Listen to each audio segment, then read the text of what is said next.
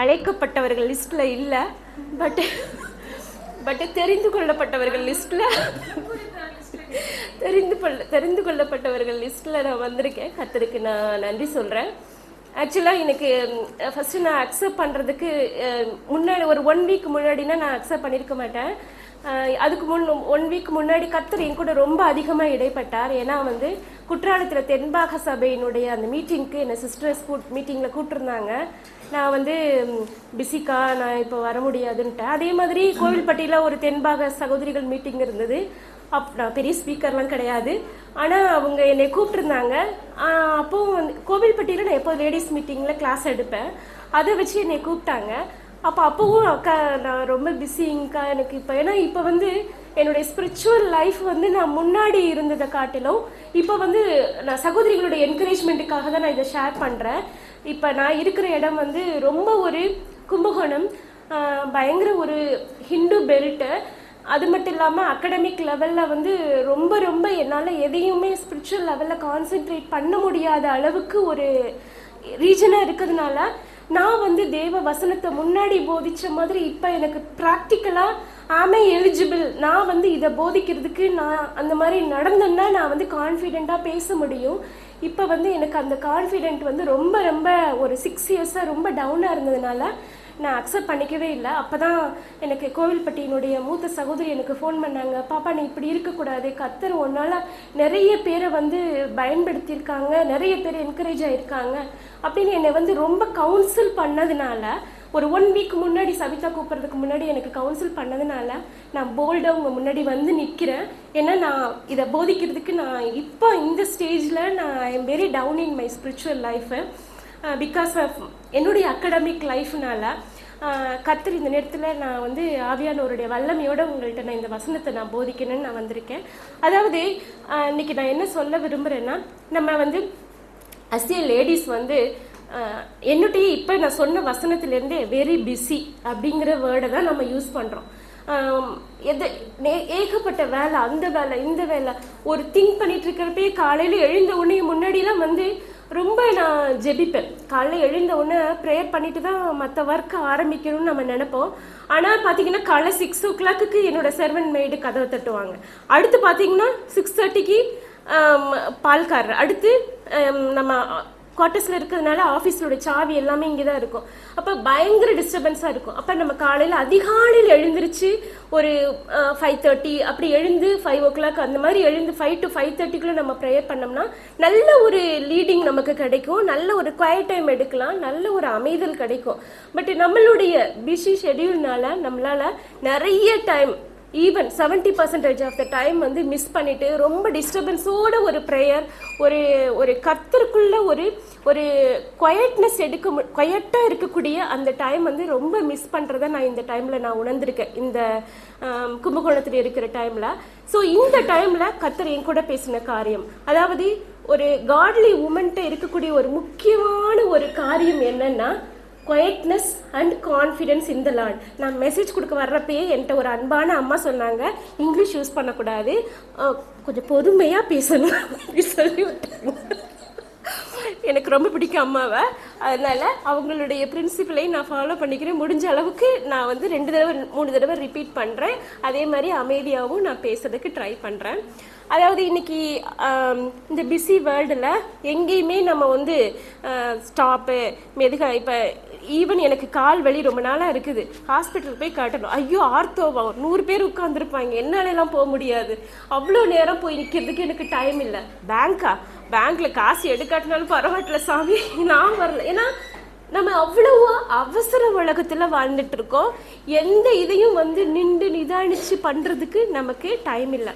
ஆனால் கர்த்தர் நம்மகிட்ட தேவனுடைய சமூகத்தில் நம்மள்கிட்ட என்ன எதிர்பார்க்குறாருன்னா ஒரு அமைதல் உள்ள ஒரு வாழ்க்கையை நம்மக்கிட்ட எதிர்பார்க்குறாரு. அதை வந்து இன்னைக்கு வந்து அதை கொஞ்சம் நம்ம தியானிப்போம் எப்படின்னு சொல்லிட்டு. அதாவது எந்தெந்த இடத்துல நம்ம வந்து கர்த்தரை நம்ம உணர்ந்து கொள்ளணும் அப்படிங்கிறத, எப்படி அமைதலாக இருக்கணும் அப்படிங்கிறத ஃபர்ஸ்ட் வந்து சங்கீதம் 46:1 ஒரு ஆதாரமாக ஒரு வசனத்தை, 46:10 சங்கீதம் 46:10 நம்ம வாசிப்போம். இங்கிலீஷ் பைபிள் இருந்தாலும் ரீட் பண்ணுங்க, இது போதும். அதே வாசிங்க இங்கிலீஷ் பைபிளில்.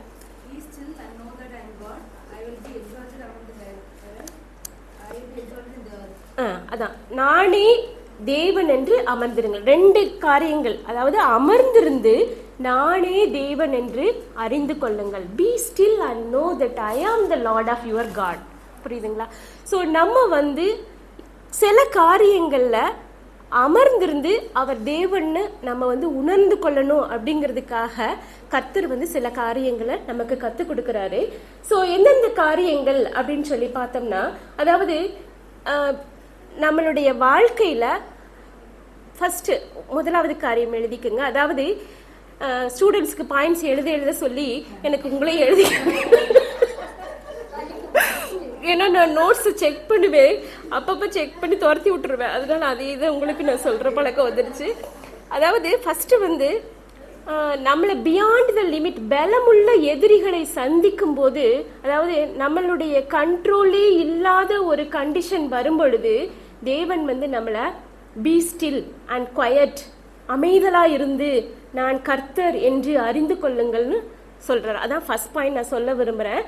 அதுக்கு ஆதாரமாக நம்ம என்ன ரீட் பண்ணலான்னா, ஒரு சின்ன ஒரு இன்சிடெண்ட் 2 நாளாகமம் 20 1-6 11-24. 2 நாளாகமம் 20 1-6 11-24.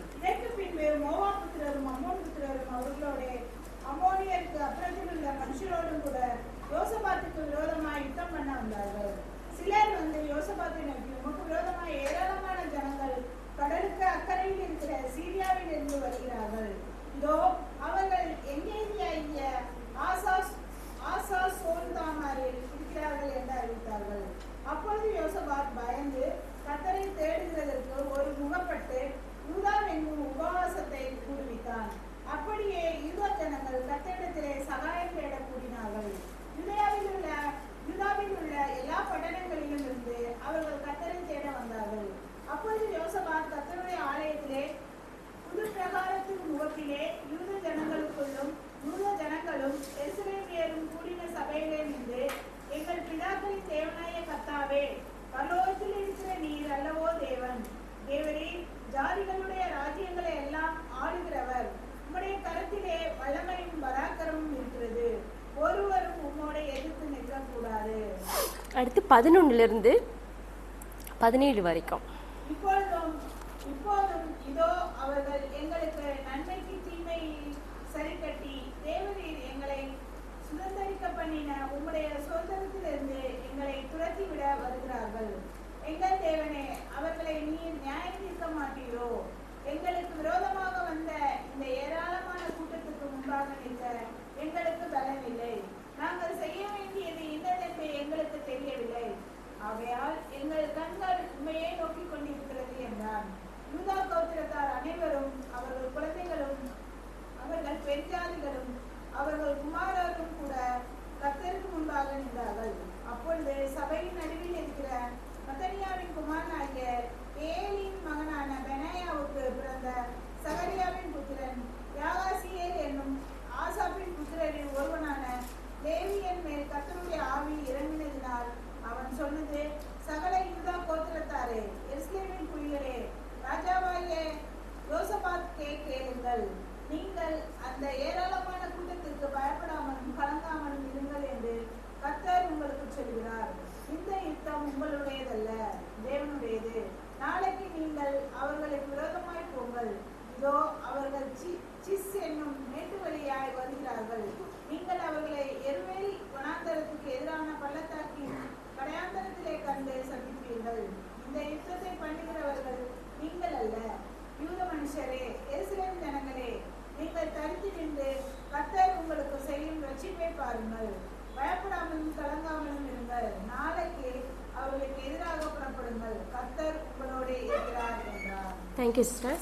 ஆக்சுவலாக இந்த இன்சிடெண்ட்டை பார்த்தோன்னா, அதாவது இது நமக்கு எல்லாருக்குமே தெரிஞ்ச ஒரு பாகம். அதாவது யோசபாத் ராஜாவினுடைய ஒரு யுத்தத்தை குறித்து தான் நம்ம பார்க்குறோம்.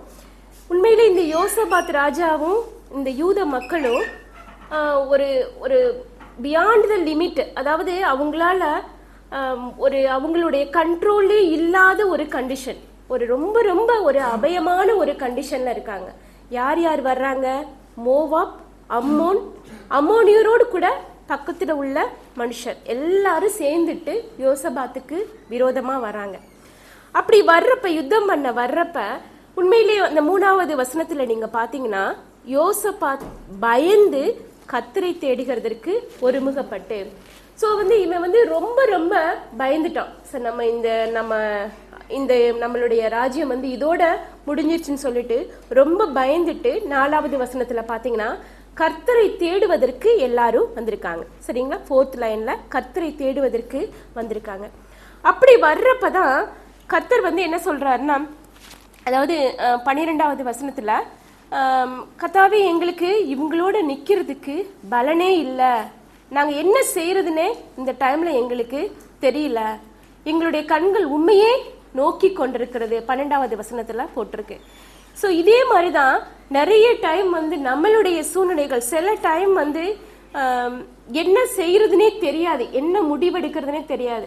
பிள்ளைங்களுடைய படிப்பின் காரியமா இருக்கட்டும், இல்லை ஈவன் மேரேஜ், ஈவன் அடுத்த நெக்ஸ்ட் ஸ்டெப், அடுத்து நெக்ஸ்ட் ஒரு வேலை, இல்லை அடுத்து ஒரு ஃபேமிலியில் செட்டில்மெண்ட், இல்லை ஏதோ ஒன்று நம்மளால ஒரு முடிவே எடுக்க முடியாத சூழ்நிலையா கூட இருக்கலாம்.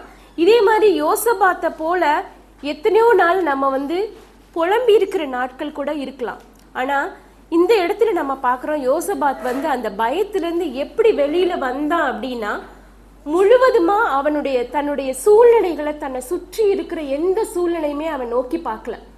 மிகப்பெரிய ராஜாக்கள் நமக்கு எதிராக வர்றாங்க, இது கண்டிப்பா நம்மளால வெற்றியே பெற முடியாது அப்படிங்கிற அந்த சூழ்நிலையை அவன் பார்க்கல. ஆனா அவன் எதை பார்த்தான்? சூழ்நிலையை விட பெரியவர் என் கூட இருக்கிறாரு அப்படின்னு சொல்லி பார்த்தான். பார்த்துட்டு அவன் மட்டும் இல்ல, நம்ம படிக்கிறோம், எல்லாரும் அந்த யோசபாத்தோடு கூட அவனுடைய எல்லாருமே, அந்த பிள்ளைகள் முதற்கண்டு எல்லாருமே என்ன பண்றாங்கன்னா, ஒரு உபவாசத்தை மேற்கொண்டு தேவனை நோக்கி போராடி ஜெபிக்கிறத நம்ம பார்க்கிறோம். ஸோ இந்த இடத்துல கர்த்தர் என்ன சொல்றாருன்னா, ஸோ இப்படி அவனை ஈவன் எல்லாத்தையும் ஜெபிச்சு முடிச்சதுக்கு அப்புறம் கூட நீங்க ரீட் பண்ணி பார்த்தீங்கன்னா தெரியும், அந்த மக்கள் என்ன பண்ணிடுவாங்கன்னா, இவன் பாருங்களேன், எந்த வசனம்னா 20வது வசனத்துல எல்லாம் கர்த்தர் சொல்லுவார், முகமுகமா பேசுறாரு. ஸ்டில் ஆங்கிலத்துல படிங்களேன், 17வது வசனத்துல ரீட் பண்ணுங்களேன் இங்கிலீஷ்ல. இந்த யுத்தத்தை பண்ணுகிறவர்கள் நீங்கள் அல்ல, யூதா மனுஷரே, எருசலேமின் ஜனங்களே, நீங்கள் தரித்து நின்று கர்த்தர் உங்களுக்கு செய்யும் ரட்சிப்பை பாருங்கள். அதை மட்டும் ரீட் பண்ணுங்க. யூதா மனுஷரே, எருசலேம் ஜனங்களே,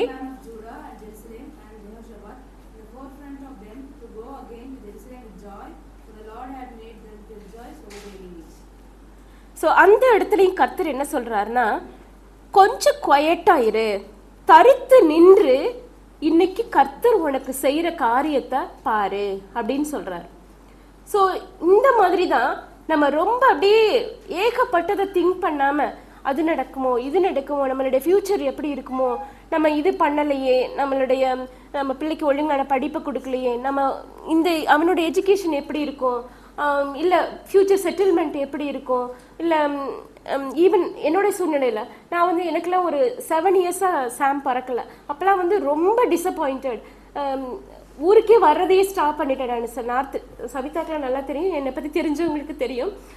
7 இயர்ஸ்க்கு குழந்தை இல்லாதனால ரொம்ப ஆன்சியஸ்ன்னு சொல்லுவாங்க இல்லையா, எல்லா லேடிஸாக தான் இருக்கிறதுனால ஒவ்வொரு மந்த்துமே பயங்கர ஆன்சியஸ். அது மட்டும் இல்லாமல் எவ்வளோ ஜெபம் எனக்காக ஜெபிச்சவங்கலாம் இங்கே மட்டும் இல்லை, தமிழ்நாட்டில் மட்டும் இல்லை, நார்த்லேயும் அதிகமாக என்னுடைய குடும்பத்துக்காக ஜெபிச்சவங்கலாம் உண்டு. So why God is not answering, எதுக்கு கடவுள் எனக்கு பதில் தர மாட்டேங்கிறாரு, என்ன காரணம் அப்படின்னு சொல்லிட்டு அப்பெல்லாம் ரொம்ப என்ன ஃபியூச்சர் எப்படி ஆக போதோ, எப்படி we are going to adapt பண்ணிக்கலாமா, அப்படியா இப்படின்னு ரொம்ப நான் குழம்பின நாட்கள்லாம் உண்டு. ஸோ அந்த மாதிரி சூழ்நிலைகள், அந்த மாதிரி நம்மளால முடிவெடுக்க முடியாத, பியாண்ட் த லிமிட், நம்ம கண்ட்ரோல்ல இல்லை, நம்மளால முடிவே எடுக்க முடியாத ஒரு சூழ்நிலையில நம்ம தவிச்சிட்டு இருக்கிறப்ப கர்த்தர் என்ன சொல்றாரு அப்படின்னா, இந்த வசனம் தான், தரித்து நின்று கர்த்தர் உங்களுக்கு செய்யும் ரட்சிப்பை பாருங்கள். பி ஸ்டில் அண்ட் குவைட், அமைதியா இருங்க. கர்த்தர் கண்டிப்பா அதுனதன் காலத்துல கர்த்தர் நேர்த்தியாய் செய்கிற தேவன். நம்மளால முடிவெடுக்க முடியலையா, கர்த்தருடைய சமூகத்துல வெயிட் பண்ணுங்க அப்படின்னு தான் அவர் சொல்றாரு. ஸோ நம்ம வந்து எதை பற்றியும் நம்ம வந்து உலகத்தை பார்த்து இல்லை உலக மனுஷங்களை பார்த்து, நான் குழந்தை இல்லாதப்ப நான் ஊருக்கு வருவேன், எங்கள் மாமனார் இறந்துட்டாருன்னு வந்தேன். அப்போ கூட சொன்னாங்க, இவன் வந்து நம்ம மாமா பொண்ணை கட்ட சொன்ன கட்டலை, ஒரு கிறிஸ்டின் பொண்ணை கட்டிட்டு வந்துட்டு இப்போ பாரு குழந்தையே இல்லை பாரு அப்படின்னு. இது காது கொடுத்து நான் கேட்ட வார்த்தை.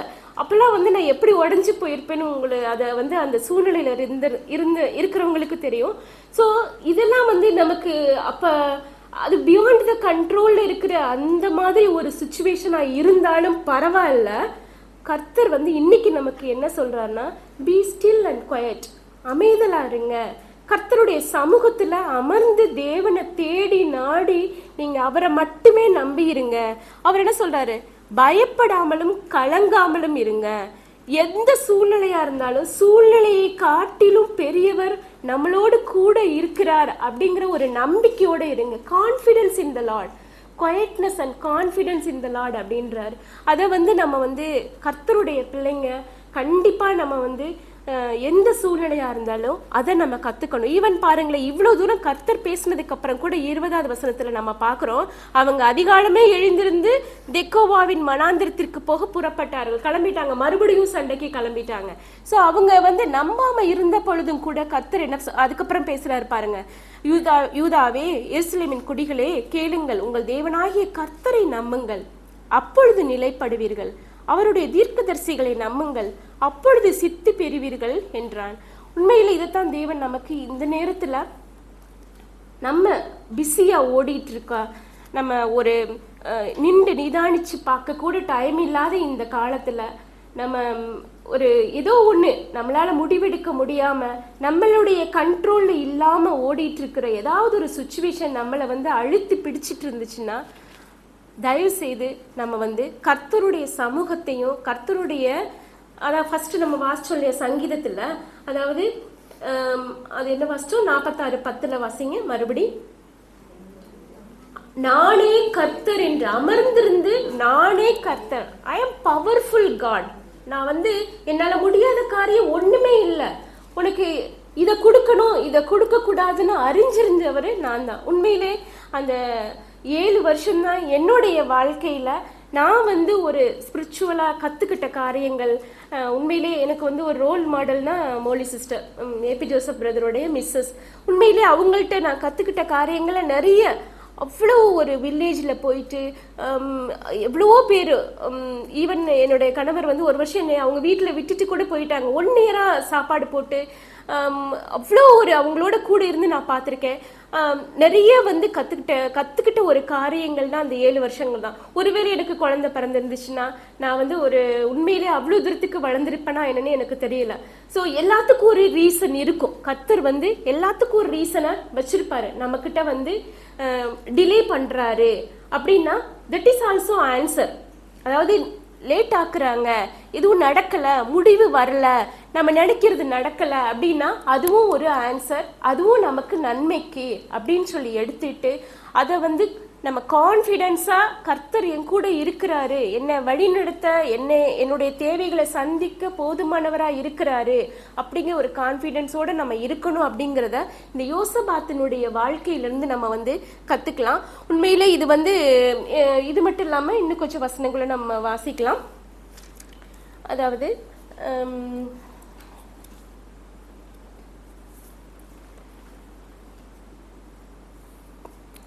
ஆமோஸ் 5:13 கூட வாசிங்களேன்.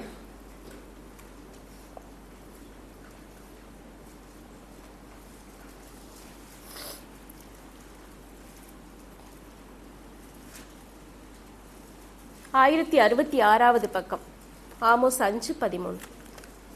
ஆகையால் புத்திமான் அந்த காலத்திலே மௌனமாய் இருக்க வேண்டும், அந்த காலம் தீமையான காலம். அதான், அதாவது தீமை நிறைந்த காலம் அப்படின்னு ஒரு காலம் இருக்கதான் செய்யும். கர்த்தர் வந்து எல்லா டைமுமே ஒரே மாதிரி இருக்குன்னு நமக்கு சொல்லல. ஸோ அந்த டைம்ல என்ன செய்யணும்னு சொல்லியிருக்காங்க, கர்த்தர் என்ன சொல்லியிருக்கிறாரு, மௌனமா இருக்கணும், அமைதலா இருக்கணும், குவைட்னஸா இருக்கணும் அப்படின்னு தான் கர்த்தர் சொல்றாரு. ஸோ எந்த காலமான சந்தோஷமான காலமும் கர்த்தர் அனுமதிப்பார். அதே மாதிரி கஷ்டமான காலத்தையும் நம்ம யோபுவை படிக்கிறோம் இல்லையா, யோபுவனுடைய வாழ்க்கையில தன்னுடைய மனைவி, பிள்ளைங்க, மனைவி இல்லை, பிள்ளைங்க, சொத்து, சுகம் எல்லாத்தையுமே கர்த்தர், அவனுடைய உடல் சுகம் எல்லாத்தையுமே கர்த்தர் பறிச்சிட்டாரு. ஆனாலும் என்ன பண்ணா? அவர் மேல உள்ள விசுவாசத்தை மட்டும் அவன் விட்டு போகவே இல்லை. ஸோ அந்த மாதிரி சூழ்நிலையை விட பெரியவர் என் தேவன் என்னோடு கூட இருக்கிறார் அப்படிங்கிற ஒரு கான்ஃபிடென்ஸோட நம்ம இருந்தோம்னா கண்டிப்பா நம்மளால கர்த்தருக்கு ஒரு உபயோகமான ஒரு பாத்திரமா, ஒரு கோல்டன் பாத்திரமா நம்மளால இருக்க முடியும். நம்ம பார்க்கலாம்.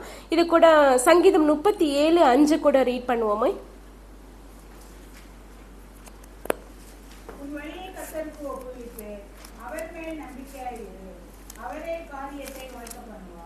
ஸோ நம்மளுடைய லைஃப்ல காரியத்தை வாய்க்க பண்ணுகிறவர் யாருன்னு நம்ம சொல்லியிருக்காங்க, அவர் மாற்றம்தான். ஸோ நமக்கு என்ன சூழ்நிலையா இருந்தாலும் சரி, எந்த காரியமா இருந்தாலும் சரி, நம்மளால முடிவெடுக்க முடியாத ஒரு காரியமா இருந்துச்சுன்னா அவர்கிட்ட ஒப்படைச்சிட்டு கொயட்டா வெயிட் பண்ணுவோம். தேவன் கண்டிப்பா அதை சக்சஸ்ஃபுல்லா இல்லாட்டினாலும் பெஸ்டா கர்த்தர் நமக்கு வழி நடத்துவார். சரிங்களா?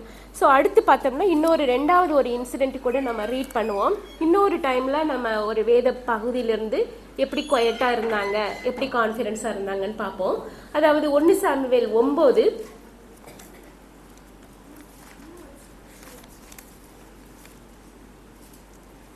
அதுல கூட இந்த இன்சிடென்ட் எல்லாருக்குமே தெரியும். 1லேருந்து 6 ரீட் பண்ணுங்க, வாசிங்க. பென்யமீன் கோத்திரத்தாரில் கீஸ் என்னும் பேருள்ள மகா பராக்கிரமசாலியான ஒரு மனுஷன் இருந்தான். அவன் பென்யமீன் கோத்திரத்தானாகிய அபியாவின் மகனான பெகோராத்திற்கு பிறந்த சேராரின் புத்திரனாகிய அபியேலின் குமாரன். அவனுக்கு சவுல் என்னும் பேருள்ள சௌந்தரியமான வாலிபனாகிய ஒரு குமாரன் இருந்தான். இஸ்ரவேல் புத்திரரில் அவனை பார்க்கிலும் சௌந்தரியவான் இல்லை. எல்லா ஜனங்களும் அவன் தோளுக்கு கீழாயிருக்கத்தக்க உயரமுள்ளவனாக இருந்தான். சவுலின் தாப்பனாகிய கீசுடைய கழுதைகள் காணாமல் போயிட்டு, ஆகையால் கீஸ் தன் குமாரனாகிய சவுலை நோக்கி, நீ வேலைக்காரரில் ஒருவனை கூட்டிக் கொண்டு கழுதைகளை தேட புறப்பட்டு போ என்றான். அப்படியே அவன் எப்பிராயிம் மலைகளையும் சலீஷா நாட்டையும் கடந்து போனான். அங்கே அவைகளை காணாமல் சாலிம் நாட்டை கடந்தார்கள், அங்கேயும் காணவில்லை. பென்யமீன் நாட்டை உருவ கடந்தும் அவைகளை காணவில்லை.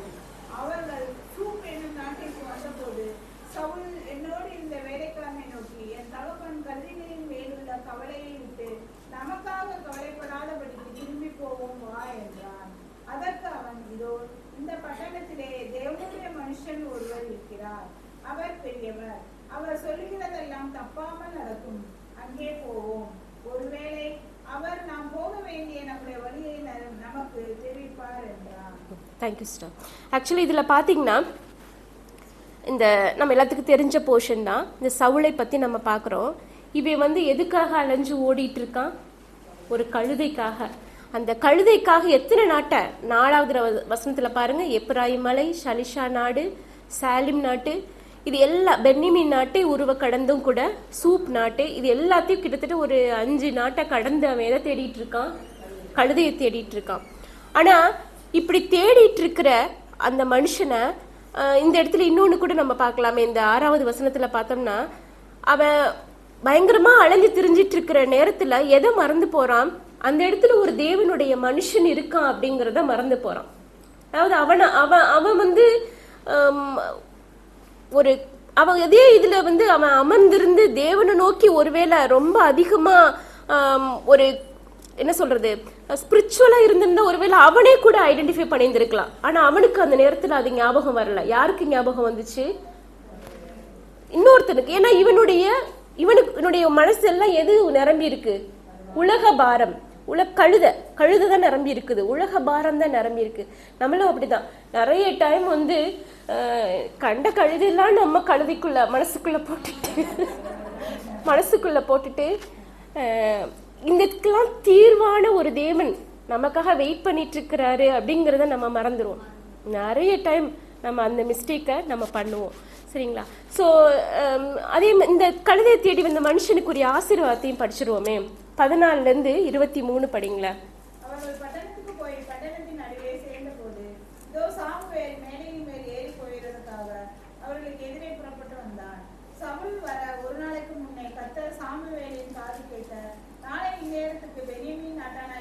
மனுஷனை உன்னிடத்தில் அனுப்புவேன். அவனை என் ஜனமாகிய இஸ்ரவேலின் மேல் அதிபதியாக அபிஷேகம் பண்ண கடவாய். அவன் என் ஜனத்தை பெலிஸ்தரின் கைக்கு நீங்களாக்கி ரட்சிப்பான். என் ஜனத்தின் முறையிடுதல் என்னிடத்தில் வந்து எட்டினபடியால் நான் அவர்களை கடாட்சித்தேன் என்று வெளிப்படுத்தி இருந்தார். சாமுவேல் சவுலை கண்டபோது கர்த்தர் அவனிடத்தில், இதோ நான் உனக்கு சொல்லியிருந்த மனுஷன் இவனே, இவன்தான் என் ஜனத்தை ஆளுவான் என்றார். சவுல் நடுவாசலிலே சாமுவேலுக்கு வந்து, ஞானதிஷ்டிக்காரன் வீடு எங்கே சொல்லும் என்று கேட்டான். சாமுவேல் சவுலுக்கு பிரதித்திரமாக, ஞானதிஷ்டிக்காரன் நான் தான். நீ எனக்கு முன்னே மேடையின் மேல் ஏறிப்போ. நீங்கள் இன்றைக்கு என்னோட போஜனம் பண்ண வேண்டும். நாளை காலமே நான் உன் இதயத்தில் உள்ளது எல்லாவற்றையும் உனக்கு அறிவித்து உன்னை அனுப்பி விடுவேன். ஓகே, நிறைய இது எல்லாமே எல்லாத்துக்கும் ஸ்டோரி தெரியும்னால நான் டைம் ரொம்ப ஷார்ட்டாக இருக்கிறனால சொல்லிடுறேன். அதாவது இந்த டைமில் பாருங்களேன், இவன் ரொம்ப டிசப்பாயின்மெண்ட்டாக ஆயிருக்கான். யார்? சவுல். கழுதையை காணோம் அப்படின்னு சொல்லிட்டு. ஆனால் அவனுடைய disappointment was the God's appointment. கடவுள் அவனுக்கு என்ன அப்பாயின்மெண்ட் கொடுக்குறாரு? ராஜாவா ஒரு அப்பாயின்மெண்ட் கொடுக்குறாரு. ஆனால் அவன் அதுக்கு தகுதியா அப்படின்னா அதை பற்றி கூட அவனுக்கு நினைக்கல. அந்த மாதிரி ஒரு கன்சர்னு, ஒரு அதுக்கு தகுதியோ அந்த மாதிரி ஒன்றுமே இல்லை. பட் அவனுடைய disappointment, God making us his appointment order as a king. அவனை ஒரு ராஜாவா ஒரு அப்பாயின்மெண்ட் ஆர்டர் கொடுத்து கர்த்தர் மகிமைப்படுத்துகிற காரியத்தை நம்ம பார்க்குறோம். உண்மையிலே இதில் அவன் பாருங்களேன், அவனுக்காக முன்குறித்து சாமுவேல் வெயிட் பண்ணிட்டு இருக்கிறார் பாருங்க. அதில் 24வது வசனத்தில் பார்த்தீங்கன்னா, நான் ஜனங்களை விருந்துக்கு அழைத்தது முதல் இதுவரைக்கும் இது உனக்காக வைக்கப்பட்டிருந்தது என்றார். அதாவது அந்த அதாவது ஃபர்ஸ்ட் அந்த காணிக்கை, அந்த ஃபுட்டை அவனுக்காக வச்சுட்டு அவன் வெயிட் பண்ணிட்டு இருந்தான் அப்படின்னு சொல்றான்.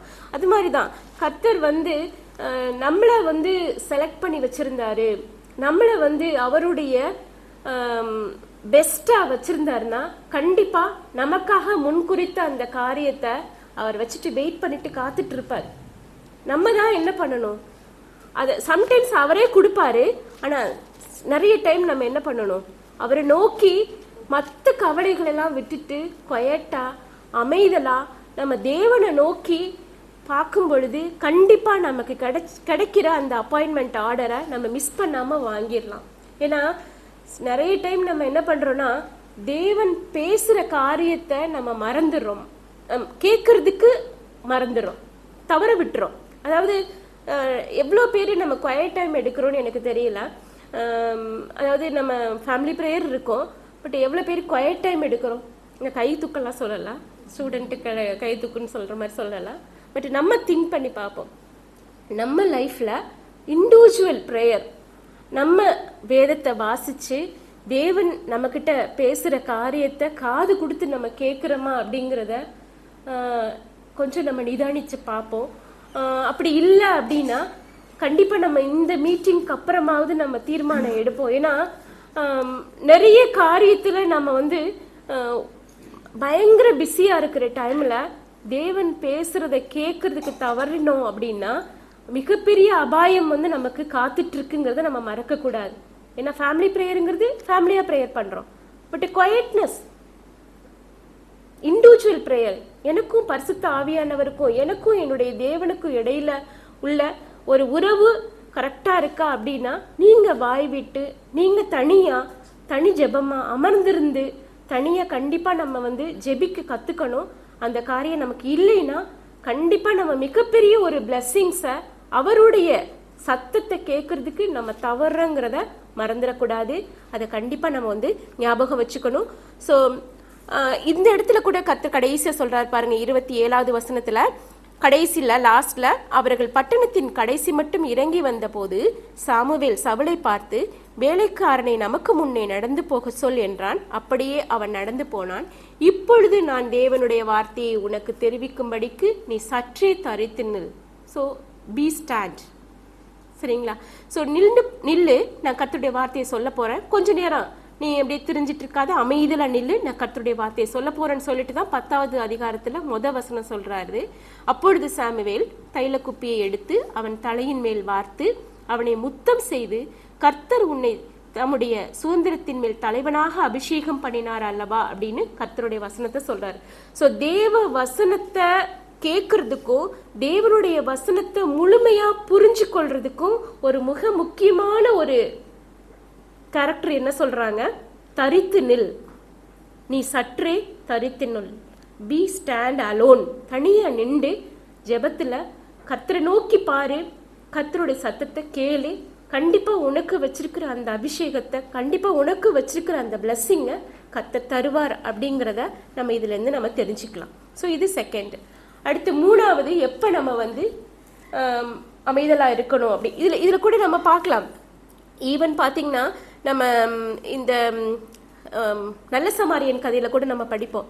அவனுக்கு வந்து அவன் வந்து போன பர்பஸ் வேற, ஆனா வந்து அன்எக்ஸ்பெக்டடா அவர் என்ன பண்ற, ஒரு அழகான ஒரு மினிஸ்ட்ரியை கர்த்தர் கொடுக்கிறார், அருமையான ஒரு மினிஸ்ட்ரியை கர்த்தர் கொடுக்கிறார். அவனை எல்லா இடத்துலையும் ஒரு எக்ஸாம்பிளா சொல்லும்படியா அந்த மினிஸ்ட்ரியை கொடுக்கிறாரு. ஸோ அதே மாதிரி அன்எக்ஸ்பெக்டடா கர்த்தர் நிறைய கிஃப்ட் நமக்காக வச்சிருப்பார், அன்எக்ஸ்பெக்டடா வச்சிருப்பாரு. ஆனா அதெல்லாம் நம்ம கிளைம் பண்றதுக்கு ஒரே ஒரு பிரின்சிபல் என்னது, be stand and still and know that he is my God. அமர்ந்திருந்து நானே தேவன் என்று அறிந்து கொள்ளுங்கள், அமைதலா இருங்க அப்படின்னு கர்த்தர் சொல்றார். அடுத்து மூணாவது ஒரு மிக முக்கியமான காரியம், நம்ம லேடிஸ்க்கு ரொம்ப சூட்டபிளான காரியம், அந்த டைம்ல நம்ம அமைதலா இருக்கணும். அது என்னன்னா, கோபம் வரும்போது அமைதியா இருக்கணும். அது எப்படி, கோபமே ஒரு கோபம், அந்த டைம்ல எப்படி அமைதலா இருக்கிறது முடியுமா? ஸோ முடியும்னு கர்த்தர் சொல்றாரு. அதை வாசிப்போமே. சங்கீதம் 4:4.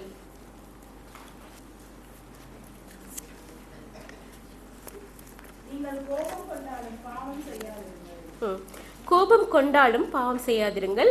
இன்னொன்னு, படுக்கையில் இருதயத்தில் பேசிக்கொண்டு அமர்ந்திருங்கள் அப்படின்றார்.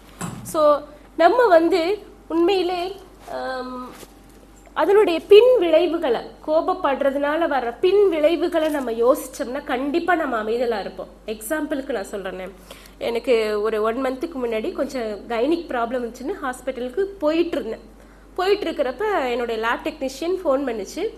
போனது கைனிக் ப்ராப்ளத்துக்காக டாக்டர்கிட்ட போயிட்டு இருக்கேன். அப்போ அந்த லேப் டெக்னீஷியன் வந்து நான் ஒரு வேலை கொடுத்துட்டு நான் போகிறேன், 2 o'clock அப்பாயின்மெண்ட்டுக்காக போயிட்டுருக்கேன். அப்போ மேடம் நான் அது பண்ணலை, எனக்கு நான் ஏதோ ஒரு ரீசன் சொல்லி எக்ஸ்கியூஸ் சொல்லுது. அப்போ செம்ம திட்டுறேன், பயங்கரமாக திட்டி முடிச்சுட்டு போய் டாக்டர்கிட்ட போயாச்சு. போனோடனே அது சும்மா செக் பண்ணுவாங்க இல்லையா, பிபி பிளட் இதெல்லாம் பார்த்தா பிபி 160. அடுத்து கொஞ்ச நேரம் இன்னும் இல்லை எனக்கு பிபிலாம் கிடையாது, நான் அதெல்லாம் கிடையாது. இல்லைங்க மேடம் நீங்கள் டேப்லெட் எடுக்க. இப்போ இல்லைப்பா எனக்கு இன்னொன்று வேற வச்சு இந்த மேனுவலாக வச்சு செக் பண்ணி பாருப்பா, எனக்கு பிபிலாம் கிடையாதுப்பா அப்படின்னு. அது செக் பண்ணிட்டா, மேடம் நிஜமாவே உங்களுக்கு பிபி இருக்குது, டேப்லெட் எடுக்கணும் மேடம்னுச்சு.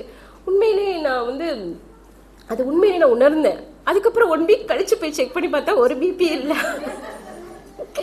ஸோ நம்மளுடைய பின் விளைவுகளை நம்ம யோசிச்சு பார்த்தோம்னா கண்டிப்பா நம்ம என்ன பண்ணிக்கலாம், கோபத்தை குறைச்சிக்கலாம். கொஞ்சம் அமைதலா இருக்க கத்துக்கணும், அந்த டைம்ல அமைதலா இருக்க கத்துக்கணும்.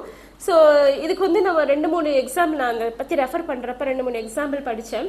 ஸோ இவர் ஜூலியஸ் சீசர், அவர் என்ன பண்ணுவாரா, அவருக்கு கோவம் வர்றப்ப ரோமன் லெட்டர்ஸை முன்னாலேருந்து பின்னாடி சொல்லுவாரா, பின்னாடிலேருந்து முன்னாடி சொல்லுவாராம், கோபம் தனிச்சு போயிருமா.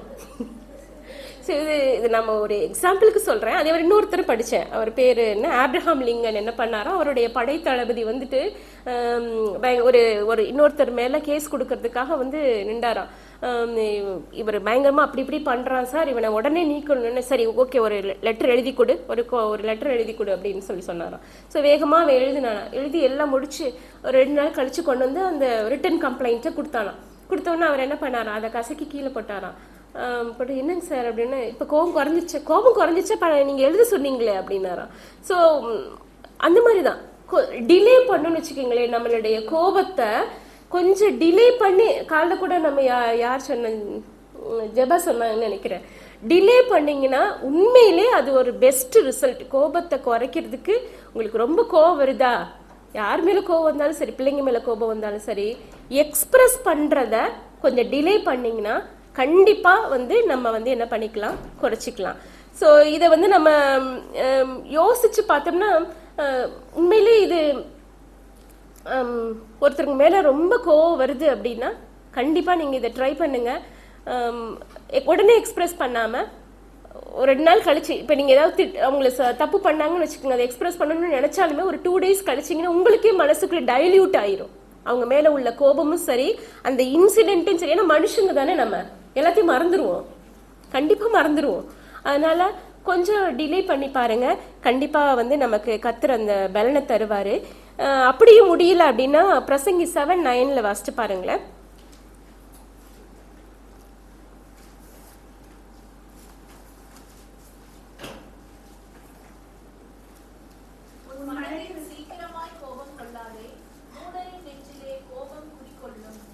மூடனுடைய நெஞ்சிலே கோபம் குடிகொள்ளும். இங்கிலீஷ் பைபிள்ல ரீட் பண்ணுங்க. Be not hasty in the spirit to be angry, for anger resteth in the bosom of fools. Fools. Are you fool? யார் நெஞ்சில குடிக்கொண்டு இருக்குமா? இங்கிலீஷ்ல அழகா இருக்குது, ஃபுல். ஸோ நீங்க யார் மேல கோபம் பயங்கரமா இருக்குன்னு நீங்க முட்டாள் தான், சரிங்களா? நம்ம ஃபூல்னு யாருமே, நான் எப்படிப்பட்டவங்களா இருந்தாலும் நம்ம யாரும் என்ன பண்ண நினைக்க மாட்டோம், நம்ம ஃபூல்னு நினைக்க விரும்பவே மாட்டோம். ஸோ நீங்கள் ஃபூலாக இருக்க வேணான்னா என்ன இருக்கக்கூடாது, மனசில் கோபம் இருக்கக்கூடாது. ஸோ கண்டிப்பாக அதை நம்ம பார்க்கலாம். நிறைய டைம் நம்ம அந்த கார்லாம் போயிட்டு இருக்கப்போ எவனாவது இடையில வந்தான்னு வச்சுக்கோங்க, எருமை மாடு எத்தனையோ யாராவது பெரிய நல்ல வளர்ச்சியடைந்து முதிர்ச்சியடைந்து விசுவாசியா இருந்தாலும் திட்டு, ஏர் மாடு மாதிரி வந்துட்டு அப்படின்னு சொல்லி திட்டுவாங்க. நானே நிறைய தடவை பார்த்துருக்கேன். ஸோ என்ன, ஆனால் அதே தவிர நம்ம பண்ணியிருக்கோம் நிறைய தடவை. நாளாக ரோடு கிராஸ் பண்ணுறப்ப டிப்புன்னு ஓடுவேன், இவங்க செமையா திட்டுவாங்க, உனக்கு ரோடே கிராஸ் பண்ண தெரியல, உடனே நம்பி ஒரு இடத்துக்கு விட முடியல அப்படின்னுவாங்க.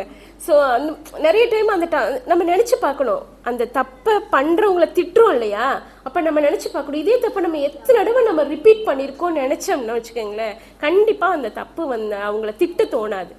ஸோ அந்த மாதிரி நம்ம முடிஞ்ச அளவுக்கு நம்ம வந்து மனசில் வந்து ஒரு அமைதியும் சமாதானமும் ஒரு குடிக்கொண்டு இருக்கும் பொழுது, கர்த்தருடைய வார்த்தைகளும் இருக்கும் பொழுது நம்ம கோபம் வந்து கண்டிப்பாக வந்து எக்ஸ்பிரஸ் ஆகாது. அதை நம்ம டிலே பண்ணி கூட நம்ம எக்ஸ்பிரஸ் பண்ணலாம். ஸோ எபேசியர் 4:26-27 கூட வாசிப்போமே. அதே மாதிரி நீதிமொழிகள் 15:1 வாசிங்க.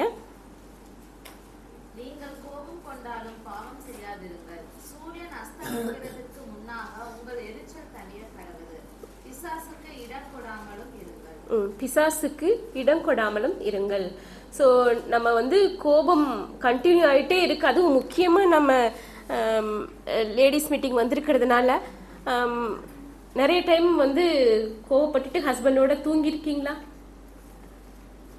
நிறைய டைம் சிரிக்கிற பார்த்தா நிறைய பேர் வந்து சண்டை போட்டுட்டு தூங்கியிருக்காங்கன்னு இருக்கு. But as a biblical wife, ஒரு கர்த்தருடைய பிள்ளை, வேதத்தை ஃபாலோ பண்ற பிள்ளை கணவர்கிட்ட சண்டை போட்டுட்டு சூரியன் அஸ்தமிக்கிறதுன்னு எத்தனை மணி? சவிதாக்கு 5 மணிக்கு மறைஞ்சிருதான், இல்லை 6 மணி, சரிங்களா? 6 மணிக்கு மேலே உங்கள் கோபம் இருக்கக்கூடாதுன்னு இருக்கு. பிரசங்கிக்கிற நானும் சரியில்லை. ஸோ நிறைய கோபத்தோடு தூங்கியிருக்கேன். ஸோ 6 மணிக்கு மேலே நம்மளுடைய கோபம் இருக்கக்கூடாது. அது நம்மளுடைய கணவராக இருந்தாலும் சரி, பிள்ளைங்களாக இருந்தாலும் சரி, கோபத்தோடு கூட நம்ம இருக்கக்கூடாது. கோபம் வந்து நம்மளுடைய வேதம் சொல்லியிருக்கு, சூரிய வெளிச்சம் மறைவதற்கு முன்பாக அது வந்து கண்டிப்பாக மறைஞ்சிருன்னு சொல்லியிருக்காங்க. ஸோ அதை நம்ம வந்து பார்க்கணும். ஏன்னா அதில் லாஸ்ட்டில் கொடுத்துருக்கு பாருங்க, பிசாசுக்கு இடம் கொடாதிருங்கள். ஸோ கோபம்ங்கிறது யாரால வரப்படுறது? பிசாசால வரப்படுறது. ஸோ அந்த பிசாசுக்கு இடம் கொடாமல் இருக்கணும்னா நம்ம வந்து கோபம் வராமல் முடிஞ்ச அளவுக்கு நம்ம வந்து அதை எதிர்த்து நிற்கிறதுக்கு நம்ம பார்க்கணும். ஸோ நீதிமொழிகள் 15:1 கூட வாசிப்போமே.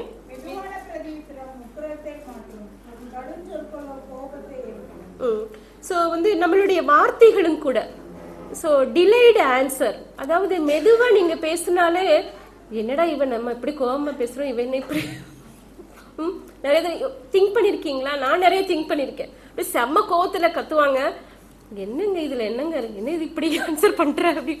ஸோ அந்த மாதிரி அவங்க மற்றவங்க கோபம் மூட்டினாலும் நம்ம டிலேடு ஆன்சர், ரொம்ப என்ன மெதுவான வார்த்தைகள், சாஃப்டான வேர்ட்ஸை நீங்க யூஸ் பண்ண பழகி பாருங்க.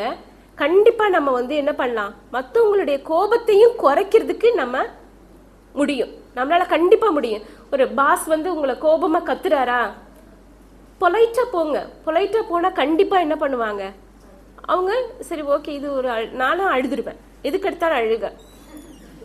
ஏதாவது ஒன்று என்னம்மா இது சொன்ன செய்யல அப்படின்னு சொன்னா டபு டபுன்னு தண்ணீர் வந்துடும். ஏன்னா நம்ம வந்து தப்பு பண்ணியிருக்க மாட்டோம் இல்லையா, அதனால அழுகு வந்துடும். ஸோ அதை வச்சு இதுட்டு சொல்றது வேஸ்ட்ன்னு அவர் சொல்ல, எதுக்கு எடுத்தாலும் இது அழுதுருன்ட்டு திட்டவே மாட்டாங்க. ஸோ அதுவும் ஒரு எஸ்கேபிசம் தான். ஈவன் அந்த ஃபேர்வெல் எல்லாம் போய் பேச சொல்லுவாங்க, பேச போறப்பே கமெண்ட் அங்கேருந்து பின்னாடி இருந்து வரும், ஐயோ ஆனந்தி மேடம் அழுதுருவாங்களே. ஸோ சாஃப்ட்னஸ் இருந்தாலும் கூட நம்ம என்ன பண்ணிக்கலாம், கோபத்தை குறைச்சிக்கலாம். ஸோ அதை வந்து முடிஞ்ச அளவுக்கு கர்த்தருடைய பிள்ளைங்க வந்து போல்டாக இருக்கணும். பட் அதே சமயத்தில்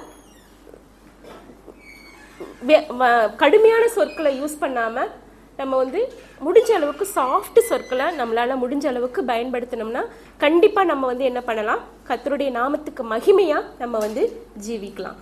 ஸோ உங்களுக்கு கோபம் வரும்போது அமைதியாக இருக்க கற்றுக்கொள்ளுங்கள். 3வது பாயிண்ட். அடுத்து கடைசியாக ஒன்று பார்த்துக்கலாம். 4th point. ஸோ அதாவது எல்லாத்துக்கும் ஒரு காலம் இருக்குது. இப்போ வாசிப்போமே பிரசங்கி, நம்ம எல்லாருக்கும் தெரிஞ்ச ஒரு சாப்டர் தான் பிரசங்கி 3:1-16.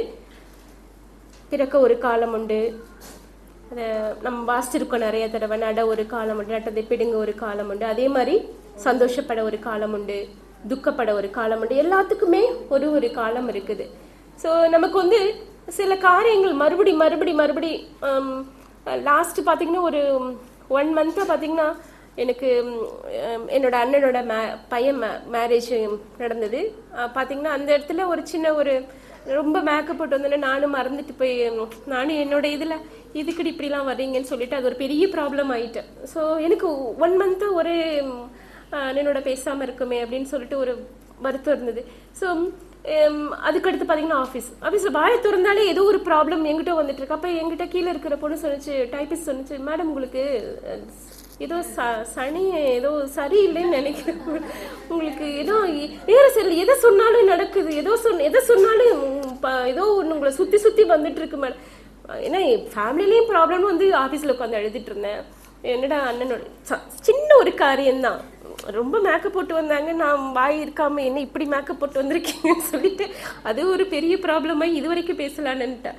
அதே மாதிரி பார்த்தீங்கன்னா ஆஃபீஸில் வந்தால் அந்த டைப்பிஸ்ட் அந்த பொண்ணுக்கு ப்ராப்ளம், எதுக்கெடுத்தாலும் ப்ராப்ளமாக 1 மந்த்தாக வந்துட்டு தானே எனக்கு ரொம்ப கஷ்டமாக இருந்துச்சு. ஸோ அந்த டைமில் வந்து தான் கர்த்தர் என்கிட்ட சொன்னார், அதாவது அதிகமான அடுத்தடுத்து கஷ்டங்கள் வந்தாலும் நம்ம என்ன பண்ணணும், அமைதலாக இருக்கணும். கர்த்தருடைய சமூகத்தில் நம்ம வந்து குவைட்னஸாக இருக்கணும். ஏன்னா வந்து நம்ம பார்க்குற கண்ணோட்டம் தான். மற்றவங்க என்ன நினைப்பாங்க, இது நேரம் சரியில்லை அப்படின்னு நினைப்பாங்க. நமக்கு அப்படிலாம் கிடையாது. எல்லா நேரமே கர்த்தர் படைச்ச எல்லா நாட்களுமே நமக்கு நல்ல நாட்கள். ஸோ நம்ம எப்போதுமே யோசிப்பை நம்ம நினச்சிக்கணும், யோபுவை நினச்சிக்கணும். ஸோ யோசிப்பு பார்த்த கண்ணோட்டம் என்ன சொன்னா, முன்னாடி உங்களுக்கு முன்னாடி ஜீவ ரட்சணை பண்ணுவதற்காக கர்த்தர் என்ன அனுப்பினார்னு சொல்லிட்டு ஒரு வசனத்தை சொன்னார். சரிங்களா? ஸோ அந்த மாதிரி யோபுவை எடுத்துட்டு என்ன சொன்னார், இது எல்லாமே அவனுக்கு ரெட்ட தனையா வந்து கர்த்தர் ஆசீர்வாதத்தை கொடுக்கறதுக்காக கூட அது நடந்திருக்கலாம். ஸோ அதே மாதிரி பார்த்தீங்கன்னா ஒவ்வொருத்தங்களும் நான் அந்த கவுண்ட் பண்ணேன் எத்தனை வருஷம் அப்படின்னு பார்க்குறப்ப, மோசி எடுத்துட்டிங்கன்னா 40 வருஷம் கர்த்தருடைய ஸ்கூலில் வெயிட் பண்ணான். அதே மாதிரி எலிசாவை எடுத்துட்டா 9 வருஷம், யோசேப் எடுத்துட்டா 13 வருஷம், டேவிட் எடுத்துட்டிங்கன்னா அவன் ராஜாவாக அபிஷேகம் பண்ணுறதுக்கு பல வருஷம். அந்த மாதிரி எத்தனையோ வருஷங்கள் வந்து கஷ்டப்பட்டு தான் கர்த்தருடைய சமூகத்தில் அவங்க வந்து இந்த ஒரு பெஸ்டான ஒரு ரிசல்ட்டை அவங்க கிடைச்சிருந்துச்சு அவங்களுக்கு. அதுக்கு காரணம் தேவ சமூகத்தில் அவங்க வெயிட் பண்ணதுனால தான். நிறைய டைம் நம்ம ஒரு ஆப்ரஹாம் தாமஸ் பிரதர் நினைக்கிறேன் ஒரு ஸ்டோரி கூட சொன்னாங்க, அந்த பட்டர்ஃப்ளை எப்படி வந்து வெளியில் வருது, பீப்பிள் கேஸ் வெளியில் வர்றப்ப அது ரொம்ப கஷ்டப்பட்டு வெளியில் வரும். ஏன்னா இதை நான் கரெக்டாக சொல்கிறதுக்கு நான் ஒரு என்டமாலஜிஸ்ட்னால அது உங்களுக்கு சொல்லணும்னு நினச்சேன். அதாவது அந்த பீப்பிள் கேஸ்லேருந்து அந்த பட்டர்ஃப்ளை வெளியில் வர்றப்ப ரொம்ப கஷ்டப்பட்டு தான் வெளியில் வரும். 48 hours 48 மணி நேரம் வந்து அது போராடி வெளியில் வருமா. ஏன்னா அதை அண்ணன் பிரதர் சொல்றப்போ ஒரு ஸ்டோரி மாதிரி சொன்னாங்க. அதாவது அதை ஒரு பாப்பா வந்து அதை எடுக்க முடியாம போய் கட் பண்ணி விட்டுச்சான். ஏன்னா அது ரொம்ப கஷ்டப்பட்டு வெளியில வருது அப்படின்னு சொல்லிட்டு அதை மேல போய் கட் பண்ணி விட்டுருச்சான். ஆனா வெளியில வந்த அந்த அடல்ட் எப்படி இருந்துச்சான்? ஊனமா ஹேண்டிகேப்டா இருந்துச்சான். அப்போ பிரதர் சொன்ன உடனே தான் நான் நினைச்சேன், இதை போய் படிச்சு பிசியாலஜியை படிச்சு பார்ப்போமே அப்படின்னு சொல்லிட்டு. ஏன்னா நான் ஒரு பட்டர்ஃப்ளைஸை பத்தி தான் பிள்ளைங்களுக்கு நடத்திட்டு இருக்கேன். ஸோ அதை போய் படிச்சு பார்க்குறப்ப அந்த பாடியினுடைய ஃப்ளூயிட் வந்து கரெக்டாக அந்த விங் வீனேஷனுக்கு, அதாவது அந்த ரெக்கைகளுக்கு போகிறதுக்கு அது போட்டு அடிச்சு அது எவ்வளோ தூரத்துக்கு அதனுடைய மூமெண்ட் இருக்குதோ அந்த அளவுக்கு தான் என்ன ஆகுமா, அந்த விங் வீனேஷனுக்கு அந்த பிளட் சர்க்குலேஷன் போகுமா. அப்போதான் அது என்ன பண்ணுமா, அந்த விங் வந்து நல்லா பறக்குமா. அதே மாதிரி பார்த்தீங்கன்னா அதனுடைய ஹார்மோன்ஸ், அந்த ஹார்மோன்ஸ் எல்லாம் செக்ரீஷன் ஆகிறதுக்கும் அந்த மூமெண்ட் தான் ரொம்ப முக்கியமா. ஸோ அது இல்லாமல் போச்சுன்னா என்ன ஆகும்னா வாழ்நாள் பூரா அந்த பட்டர்ஃப்ளை எப்படி இருக்குமா, தத்தி தத்தி தான் நடக்குமா, பறக்க முடியாதான். அதனால ஒரு மெச்சூர்டான ஒரு பட்டர்ஃப்ளையாக ஆக முடியாதான்.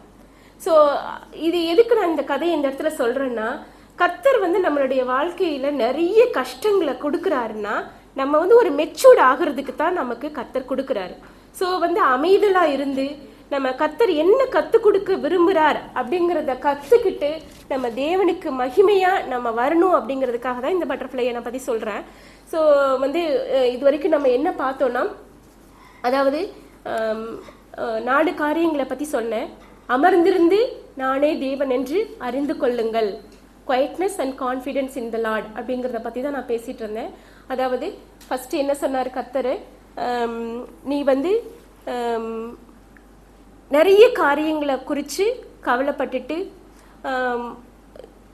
நம்மளை மீறின காரியங்களை குறித்து நினச்சிட்டு கவலைப்பட்டுட்டு இருக்கிற ஆனால் தேவன் என்ன சொல்கிறாருன்னா, be still and confidence in the Lord, I am the Lord, நானே கர்த்தர், நான் செய்ய போகிற காரியத்தை நீ பாரு, பயப்படாமலும் கலங்காமலும் இரு, தேவன் மிகப்பெரிய காரியத்தை உன்னை கொண்டு செய்வார், உனக்காக செய்ய காத்திருக்கிறார் அப்படிங்கிறத பற்றி சொன்னேன்.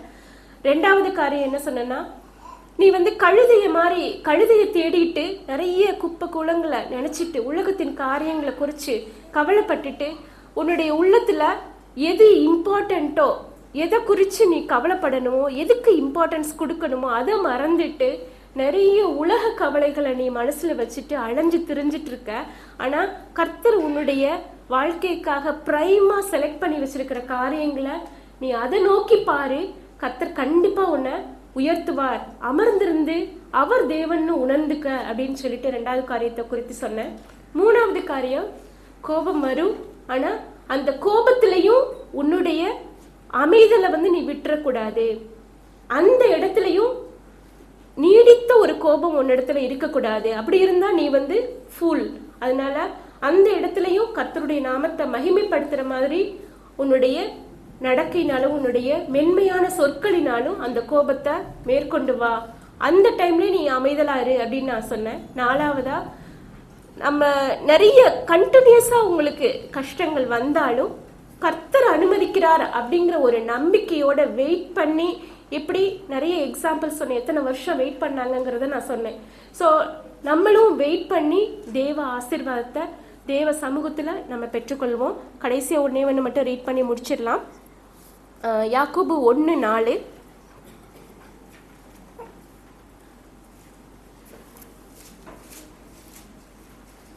நீங்கள் ஒன்றிலும் குறைவுள்ளவர்களாயிராமல் பூர்ணராயும் நிறைவுள்ளவர்களாயும் இருக்கும்படி பொறுமையானது பூரண கிரியை செய்ய கடவுளது.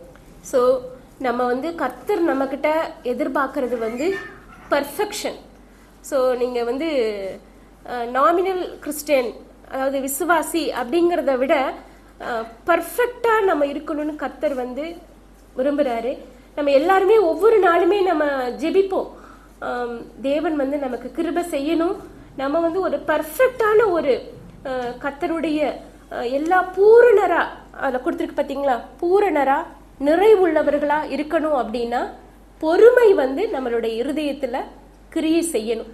ஸோ அந்த குவைட்னஸ், அந்த கான்ஃபிடென்ஸ் அது வந்து நம்மளுடைய இருதயத்தில் இருந்துச்சுன்னா கண்டிப்பாக we will be a perfect woman for the Lord. நம்ம வந்து கர்த்தர் விரும்புகிற ஒரு உண்மையான பாத்திரமா, கர்த்தர் விரும்புகிற ஒரு நிறைவுள்ள பாத்திரமா நம்ம இருக்கலாம் அப்படின்னா அந்த பொறுமைங்கிற ஒரு குணத்தை நம்ம கற்றுக்குவோம். கர்த்தருடைய சமூகத்தில் அதிகமாக நம்ம ஜெபிப்போம்.